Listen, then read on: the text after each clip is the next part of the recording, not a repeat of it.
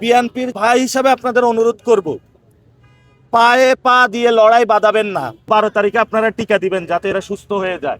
আমরা যখন গণভোটে হ্যাঁ ক্যাম্পেইনে গিয়েছি, যুব দলের কয়েকজন আমাদেরকে ক্যাম্পেইনে বাধাগ্রস্ত করেছে।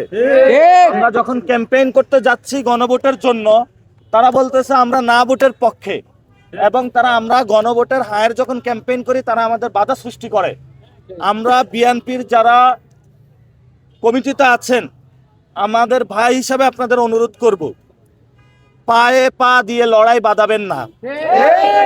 বাংলাদেশে আমরা হ্যাঁ ভোটারকে জয়ী করে নিয়ে আসার জন্য আমাদের ভাইরা যেহেতু রক্ত দিয়েছে, শহীদ হয়েছে, আমরা যা যা করা প্রয়োজন সব কিছুই করব। কিন্তু যদি পায়ে পাড়া দিয়ে ঝগড়া বাঁধানোর চেষ্টা করেন, তাহলে আমরা বাঁশের লাঠি তৈরি করতে প্রস্তুত থাকবো ইনশাআল্লাহ। বিএনপির বিভিন্ন ইউনিটের যারা দায়িত্বশীল রয়েছেন, আমরা আহ্বান জানাবো, যেই ব্যক্তিটা সন্ত্রাসী, চাঁদাবাজি, দুর্নীতির সাথে জড়িত, তাকে সরিয়ে দিবেন। এই লোকরে যদি নিয়ে মানুষের সামনে যান, আপনাদের ভোট দিবে না মানুষ। এখানে আমরা গণভোটে যাতে আমরা হাঁকে জিতিয়ে নিয়ে আসতে পারি, সেই জন্য ক্যাম্পেইন করব।